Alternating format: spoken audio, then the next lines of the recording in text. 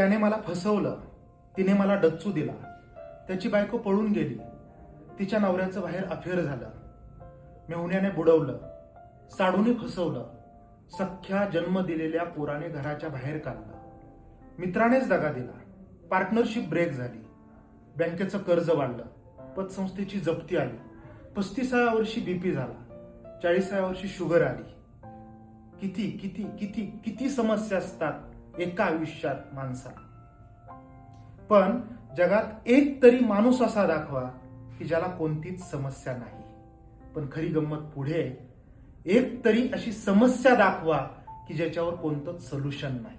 म्हणून मित्रांनो, समस्यांच्या दुष्टचक्रातनं जर बाहेर यायचं असेल तर सगळ्यात आधी काय करावं लागेल तर स्वतःला दोष देणं, स्वतःला आतल्यात कोसणं, स्वतःला कमी लेखणं हे पहिल्यांदा बंद करा.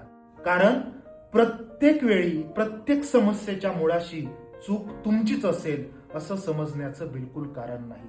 खूप वेळा आपण बरोबर असतो पण वेळ चुकीची असते. अशा वेळी निर्भय बना, कारण जग आहे ना, जग हे भित्र्याला भिवितं आणि भिविणाऱ्याला भीतं. एकदा का तुम्ही घाबरलात की जग तुम्हाला त्रास देणार, जग तुम्हाला घाबरवणार हे ठरलेलंच आहे.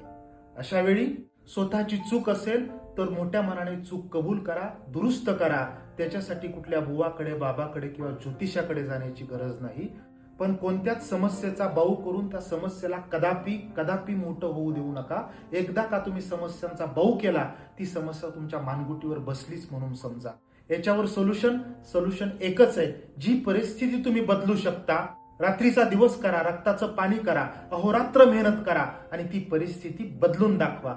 पण जी परिस्थिती तुम्ही बदलूच शकत नाही, ती तुमच्या आवाक्यातच नाही, त्या परिस्थितीला धैर्यानं सामोरं जाण्याचं साहस वाढवा, सामर्थ्य वाढवा. हेच तुमच्या हातात आहे. तुम्हाला काय वाटतं?